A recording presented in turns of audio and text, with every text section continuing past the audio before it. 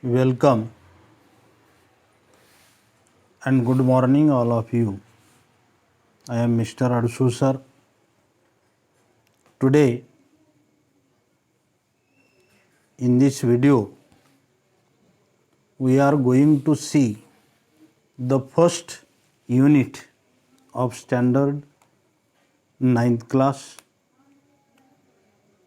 In this unit, we are going to see the first poem. Its name is Walk a Little Slower. This poem is written by the unknown poet. Unknown means अपरिचित, ज्याचं आपणास नाव माहीत नाही असे कवी या कवीनंही लिहिलेली कविता आहे वॉक अ लिटल स्लोअर. विद्यार्थी मित्रांनो, कवितेचं स्पष्टीकरण पाहत असताना आपल्या सर्वांच्या जवळ इंग्लिशचं टेक्स्टबुक असणं अपेक्षित आहे. सर्वांनी टेक्स्टबुक जर घेतलं तर आपल्या कवितेचा मीनिंग अर्थ समजण्यासाठी सोपा जाईल. सर्वप्रथम आपण सर्वांनी टेक्स्टबुक घ्यावं and open your textbook and see on page number 3 walk a little slower. At first, I read this poem. You should only see in your textbook and listen carefully, as well as see in your text carefully, line by line. Are you ready? Yes. So, let us start to listen this poem. Walk a little slower, daddy, said a little child so small. I am following in your footsteps and I don't want to fall. Sometimes your steps are very fast. Sometimes they are hard to see. So walk a little slower, daddy, for you are leading me. Someday when I am all grown up, you are what I want to be. Then I will have a little child who will want to follow me, and I would want to lead just right and know that I was true. So walk a little slower, daddy, for I must follow you. In this poem, a child, a little child, try to request as well as try to say his father that he or she wants to learn each and everything from his or her daddies. You know who is our role model? at the age of the teenage, as well as when we are learning something from the society, as well as our elderly members. At that time, our parents are our role models. So each and everyone wants to learn from their parents. So in this poem, a little child request to his as well as her daddy. So we are going to see the meaning of each stanza one by one. At first, once again I read the first stanza. विद्यार्थी मित्रांनो, आपणा सर्वांना माहीत आहे की जेव्हा आपण या समाजाकडून काहीतरी शिकण्याचा प्रयत्न करतो, आपल्या बालपणात, तेव्हा आपल्या सर्वांच्या समोर एक आदर्श व्यक्तिमत्व म्हणून कोण असतं, तर निश्चितपणे मी म्हणेल की आपले आई आणि वडील.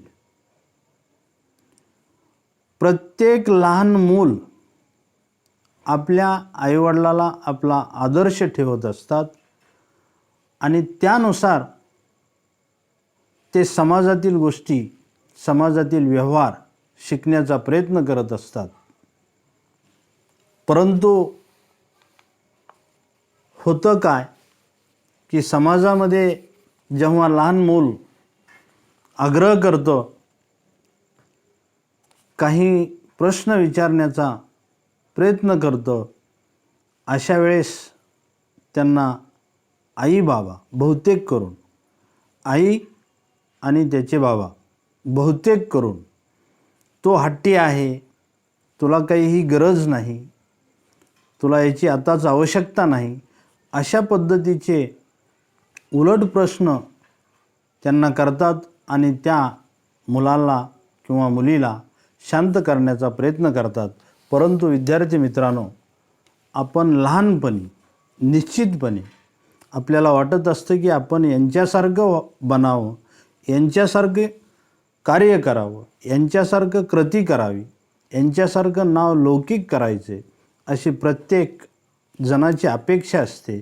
म्हणून करता या कवितेमध्ये मूल आपल्या वडिलांना विनंतीच करत आहे की बाबा, मला तुमच्यासारखं कार्य करायचे, मला तुमच्यासारखा माणूस बनायचे. I know each and everyone wants to become a well known person as well as a good human beings, but sometimes they miss their way to go to success. At that time they confused how to choose the right path, how to choose the good way to go to success. Each and everyone wants to get success, but how to get success they don't know. So each and everyone wants to learn from their parents how to get success, how to become a well-known person, how to become a great person. So in this poem, the child requested his daddy means his father or her father. So how will the child request to his daddy as well as to her daddy to learn more and more things from him? So once again I read the first stanza of this poem. Walk a little slower, daddy, said a little child so small.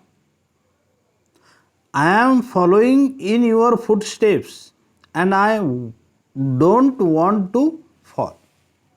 In this stanza, a child said to his daddy, you should walk a little slower. Walk means चालणे. तर या ठिकाणी आपण शब्दशः अर्थ वॉकचा चालणे असं घ्यायचा का? तुम्ही हळू चाला असं म्हणतो. याचा मतितार्थ असा आहे विद्यार्थी मित्रांनो, walk a little slower means you should do each and every activity in their slow motion.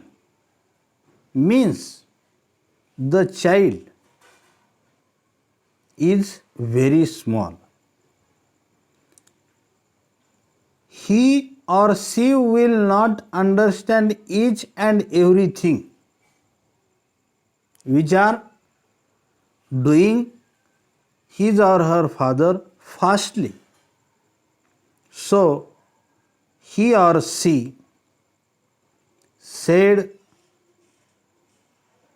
to her or his father, you should do each activity in slow motion because I want to learn. Because I want to learn and I want to do perfectly like you. So a child said to his or her daddy, walk a little slower. हळूवार चाला असं शब्दशः अर्थ घेऊ नका. शब्दशः या ओळीचा अर्थ असा घ्या की प्रत्येक गोष्ट बाबा, प्रत्येक गोष्ट तुम्ही हळूवार करा. कारण मी अतिशय लहान आहे. मला या गोष्टी समजून घेण्यासाठी मी लहान आहे आणि लहान असल्या कारणाने मला कोणतीही गोष्ट जर तुम्ही हळूवारपणे केली तर निश्चितपणे त्या गोष्टीचं मी निरीक्षण करेल आणि त्या निरीक्षणातून मी शिकण्याचा प्रयत्न करेल. कारण माझी अपेक्षा आहे की मला सर्व माझ्यासमोर आज तुम्ही माझे आदर्श आहात आणि त्या आदर्शानुसार मला मार्गक्रमण करायचं आहे आणि मला देखील तुमच्यासारखा यशस्वी माणूस बनायचा आहे, यशस्वी नागरिक बनायचं आहे. म्हणून या कवितेमध्ये पहिल्याच स्टँजेमध्ये मुलगा आपल्या बाबाला म्हणतो आहे की बाबा तुम्ही हळूवार चाला. Because I am following in your footsteps and I don't want to fall. कारण मला ज्या तुम्ही कृती करतात, फूटस्टेप्स म्हणजे पाऊलखुणा, त्या पाऊलखुणा असा शब्दशः अर्थ घ्यायचा नाही आपण. त्यांच्या पावलावर पाऊल ठेवून मला चालायचं आहे. म्हणजेच ते ज्या कृती करतात इंडोर घरामध्ये ज्या ज्या कृती करतात त्या कृतीचं निरीक्षण करून मी देखील त्यांच्यासारखं मोठा झाल्यानंतर मला तसं बनायचं आहे अशी त्या मुलाची अपेक्षा आहे. म्हणून या कवितेचा अर्थ या ओळीचा अर्थ असा घ्या, I am following in your footsteps. म्हणजे मला प्रत्येक कृती तुमची पाहिजे, प्रत्येक कृती तुमची समजून घ्यायची and I don't want to fall because I am very very small. कारण मी अतिशय लहान आहे. तुम्ही जर फास्ट ह्या कृती केल्या तर मी पडण्याची शक्यता आहे. I will not become a successful person like you. So I request you, you should walk a little slower. Means you should try to do each and everything slowly, which are I understand easily. So या स्टँजेचा अर्थ असा घ्या की एक मुलगा आपल्या बाबांना विनंती करतोय, मुलगा म्हणा मुलगी म्हणा, विनंती करतोय की तुम्ही प्रत्येक गोष्ट हळूवार करा. माझं वय लहान आहे, मला देखील तुमच्यासारख्या गोष्टी भविष्यात करायच्यात, मला देखील तुमच्यासारखा माणूस बनायचं आहे, माझे आदर्श तुम्ही आहात. म्हणून ते मूल आपल्या बाबांना विनंती करते. Do you understand? आलं लक्षात? Let us see the second stanza. Sometimes your steps are very fast. Sometimes they are hard to see. So walk a little slower, Daddy, for you are leading me. Lead करणे म्हणजे घेऊन चालणे, अग्रेसर, कारण तुम्ही मला घेऊन चालणारे आहात. Sometimes your steps are very fast. Steps means work, activity. Sometimes your work as well as your activities are very fast, so I don't understand easily. So sometimes your steps are very fast, sometimes they are hard to see. Hard to see, hard means difficult, कठीण. To see, पाहण्यासाठी. काही काही कृती अशा असतात की fast असतात, जोराने असतात. त्या कृती सहजपणे मी पाहू शकत नाही, ते पाहण्यासाठी जरा कठीण जाते. म्हणून करता तुम्ही काय करा, sometimes your steps are very fast, sometimes they are hard to see. मग तुम्ही काय करा, या गोष्टी मला पाहण्यासाठी, निरीक्षण करण्यासाठी कठीण जातात, अवघड जातात. So walk a little slower daddy. म्हणून तुम्ही काय करा, हळुवारपणे या कृती करा. चाला असा अर्थ शब्दशः न घेता या कृती तुम्ही काय करा, हळुवारपणे करा. फॉर यू आर लीडिंग मी. कारण तुमच्यासाठी मला हे शिकणं महत्त्वाचं आहे आणि तुम्हीच मला या गोष्टी शिकवत शिकवत घेऊन पुढं जाणार आहात, तुमच्या समवेत घेऊन जाणार आहात. So I should learn each and everything from you. So you are doing each and every activity slowly, because we must understand it easily. So next stanza. Do you understand second stanza? Yes. Now see the third stanza. Someday when I am all grown up, you are what I want to be. Then I will have a little child who will want to follow me. Someday when I am all grown up, you are what I want to be. मग काही दिवसानंतर, after some days, I will become a person. I am all grown up. आम्ही सर्वच जण तुमच्यासारखे मोठे बनणार आहोत, तुमच्यासारखा व्यक्ती बनणार आहोत. Some day when I am all grown up, you are what I want to be. आणि तुमच्या अपेक्षाप्रमाणे आम्ही बनू इच्छितो. You are what I want to be. जे तुम्ही आमच्याकडून अपेक्षा करतात त्या अपेक्षेप्रमाणे आम्ही बनू इच्छितो. Then I will have a little child who will want to follow me. तेव्हा then नंतर I will have a little child who will want to follow me. पुन्हा आम्ही मोठे झाल्यानंतर आमच्या मार्गदर्शनाखालचे आमच्या अनुकरणानुसार आमचं देखील ऑब्झर्वेशन करणारे नेक्स्ट जनरेशन येणार आहे आणि त्या नेक्स्ट जनरेशनला आम्ही देखील एक आदर्श म्हणून आम्हाला उभा टाकायचे. So we should want to learn each and everything carefully from you and I wants to become a successful person as like you.